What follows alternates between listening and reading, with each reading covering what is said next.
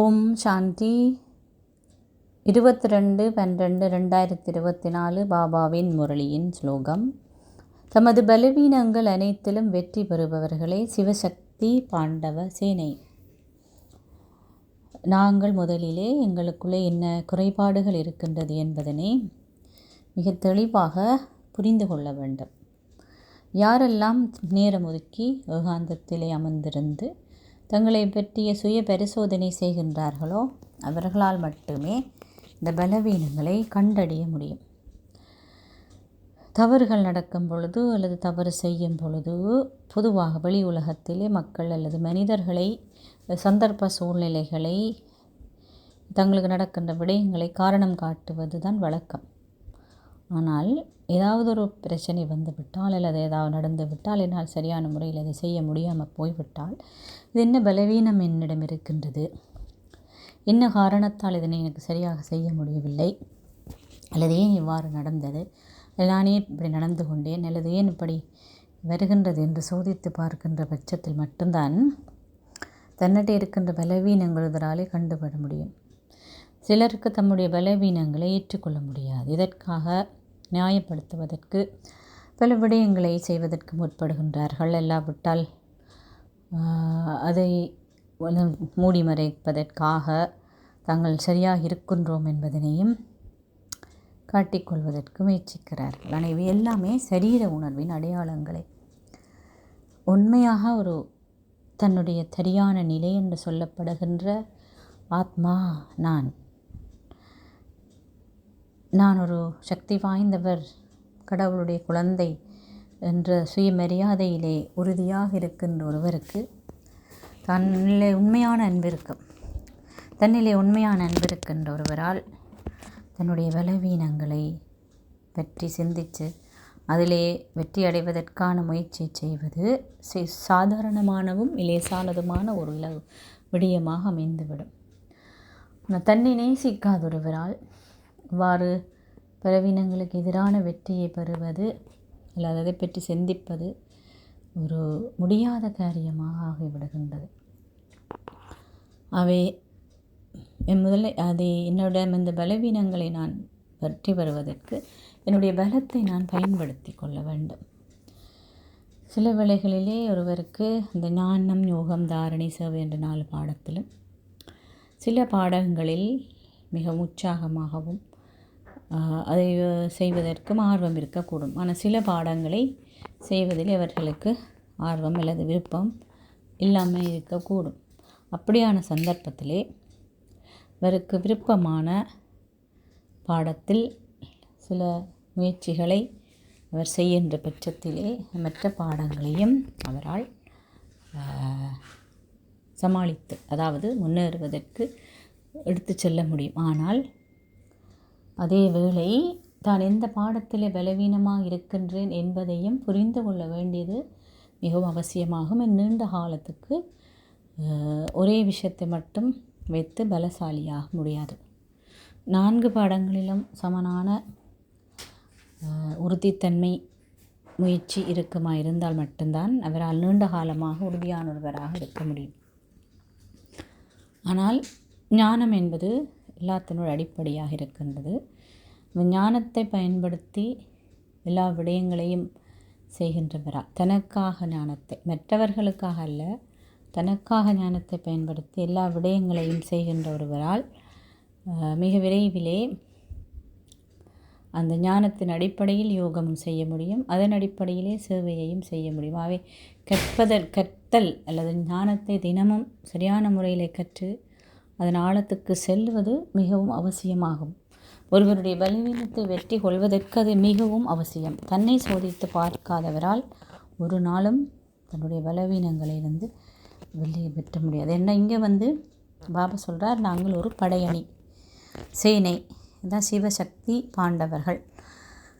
சிவனுக்கு சக்திகளாக இருக்கின்றோம். அதே நேரம் பாண்டவருக்கு எங்களுக்கு உதவியாக பாண்டவர்களுடைய பதி இருக்கிறார்.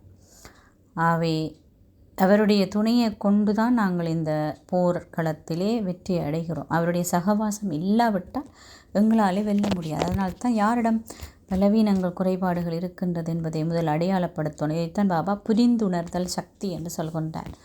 தங்களுக்கு ஏதாவது நடந்தால் எப்பொழுதுமே புரிந்து கொள்ள வேண்டும். இது என்ன காரணத்தால் எனக்கு நடக்கிறது, அதனை புரிந்து கொண்டு அந்த புரிந்துணர்வை ரியலைசேஷன் பவர் என்று சொல்வார்கள். இந்த புரிந்துணர்வு சக்தியை பயன்படுத்தி அடுத்த கட்டம் இந்த பலவீனத்தை அழிப்பதற்கான விசேஷமான முயற்சியை செய்ய வேண்டும். விசேஷமான முயற்சியை செய்ய வேண்டும் என்ற ஆசை இருக்கின்றவரால் நிச்சயமாக அதனை செய்ய முடியும். ஒருத்தருக்கு தனக்கு என்ன விருப்பம் இருக்கோ அதைத்தான் அவர் செய்வதற்கான முன்னுரிமையை கொடுக்கிறார். அதுபோல் தான் ஒரு முயற்சியாளன் ஆகி இந்த பலவீனத்தை வெல்ல வேண்டும் என்று நினைப்பவரால் மிக இலகுவாக வெல்ல முடியும். 21 நாளைக்காகவது ஒரே நேரத்திலே ஒரு 40 நிமிடமாவது டைம் ஒதுக்கி ஒரு இடத்திலிருந்து நாம் தியானம் பண்ணும் பொழுது அதை ஒருமுகப்படுத்தி அந்த பலவீனத்திலிருந்து விடுபடுவதற்கான பலத்தை பெற்றுக்கொள்ளணும். அதற்கு எதிர்முகமான நட்பண்பு. ஒரு பலவீனம் எனக்கு இருக்குமெண்டா அமைதியற்ற தன்மையை நான் கொண்டிருக்கின்றேன் என்றால், அல்லது எனக்கு நிறைய இந்த மாதிரியான சுபாவம் இருக்குதுன்னு சொன்னால் நிறைய அமைதியை நான் பாபாவிடமிருந்து பெற்றுக்கொள்ள வேண்டும். இந்த அமைதியை நான் பெற வேண்டும். அமைதி சக்தியின் மூலம் எல்லா பணிகளையும் செய்ய வேண்டும் என்ற ஒரு உணர்வு எனக்கு இருக்கும் பொழுது மட்டுமே, அல்லது அந்த எண்ணம் இருக்கும் பொழுது மட்டுமே நான் அதற்கான முயற்சியையும் செய்வேன். அந்த விழிப்புணர்வில் இருந்து நான் முயற்சி செய்யும் பொழுது இயல்பாகவே நான் அதிலிருந்து விடுபடக்கூடியதாக இருக்கும். ஆனால் இதை தீவிரமான தவம் என்றால் ஒருமுகப்படுத்தி நாங்கள் செய்கின்ற விடயம்தான் அது தீவிரமான தவம் என்று சொல்லப்படுகின்றது. அவை ஆழமாக அந்த உணர்வில் இருந்து அதை பற்றி ஒருமுகப்படா நாங்கள் எப்படி ஒரு சாதாரணமான ஒரு கண்ணாடியை பிடித்தால் மேலேந்து வருகின்ற சூரிய ஒளி கீழே இருக்கின்ற கடதாசி எரிக்காது. ஆனால் குய்வாடியை பிடிக்கும் பொழுது அது ஒருமுகப்படுத்தி கொடுக்கின்றது, அப்பொழுது அது எரிக்கின்றது.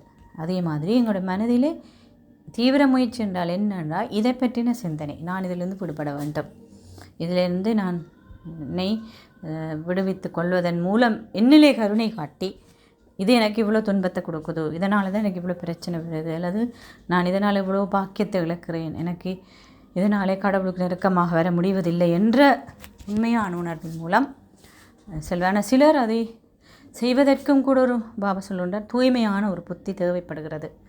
சாதாரணமானவர்களால் அல்லது சாதாரணமான உலகத்தில் இருக்கின்றவர்களுக்கு தங்களுடைய பலவீனம் தெரிவதில்லை. காரணம் என்னென்ன, அவரிடம் தூய்மை இல்லை. ஆனால் கடவுளுடைய அன்பு இருக்கின்ற காரணத்தாலே பாபாவோட பிள்ளைகளுக்கு பாபாவை கேட்டாலே அவர் எங்களுக்கு அதை காட்டி கொடுக்கிறார். அந்த ரியலைசேஷன் என்பது புத்திக்கு புரிந்துணர்வு என்பது வருகின்றது. புரிந்துணர்வு யாருக்கு வருகின்றதோ அவர்களால் மட்டும்தான் மாற்றத்தை ஏற்படுத்த முடியும். இப்போ மாற்றத்தை ஏற்படுத்த வேண்டும் என்று உற்சாகத்துடன் இருக்கின்றவர் அதை செய்வார். இப்பொழுது நாங்கள் சில கேள்விகளை கேட்டு பார்ப்போம். ஆழமாக என்னுக்குள்ளே போய் என்னென்ன சந்தர்ப்பங்களில் நான் குழப்பமடைகிறேன், இதற்கான காரணம் என்ன, இந்த என்னுடைய உறுதித்தன்மையை பேணுவதற்கு நான் என்ன செய்யலாம். இந்த மாதிரி கேள்விகளை மௌனமாக இருந்து நாம் சோதித்து பார்க்கும் பொழுது எங்களாலே இந்த பலவீனங்களிலிருந்து கண்டுபிடிக்கக்கூடியதாகவும் இருக்கும். அதை விடுபடுவதற்கு என்ன செய்ய வேண்டும் என்ற முயற்சியும் எங்களாலே செய்யக்கூடியதாக இருக்கும். ஒரு அடி தைரியத்துக்கு பாபா 100 மடங்கு உதவி கொடுக்கிறார் என்பது சேவைக்கு மட்டுமல்ல, சுயமாற்றத்துக்கும் கூட. அவை நான் ஒரு அடியை எடுத்து வைக்கின்றேன், இது மாற்றணும், அப்பொழுதே பாபா எங்களுக்கு உதவி செய்வார். அவை யாரெல்லாம் தங்களுடைய பலவீனத்தை வெல்லுகின்றார்களோ அவர்களுக்கு நிச்சயமாக பாண்டபதியும் சர்வசக்திவானும் துணையாக இருந்து உதவி செய்கின்றார். அதனால தான் நாம் சிவசக்தி பாண்டவ சேனையாக இருந்தால் எங்களுடைய பலவீனங்களை நாங்களே அழிக்க வேண்டும். நாங்களே முயற்சி செய்து அழிக்கும் பொழுது உண்மையான இந்த மாயையுடனான போரில் எங்களுக்கு வெற்றி நிச்சயமாகவே. நாங்களும் ஆழமாக போய் மௌனத்திலிருந்து இந்த கேள்விகளை எல்லாம் கேட்டு எங்கள்கிட்ட இருக்கின்ற பலவீனங்களை வெல்வதற்கு சர்வசக்திவான் மற்றும் பாண்டவதியிடமிருந்து சக்தியை பெற்று சிவசக்திகளுடைய வம்சத்தை அல்லது படியணியை சேர்ந்தவர்களாகவும் பாண்டவர்களுடைய படையைச் சேர்ந்தவர்களாகவும் ஆகுவோம். சிவனின் வலதுகரங்களாக எங்களால் அப்பொழுதுதான் ஆக முடியும். ஓம் சாந்தி.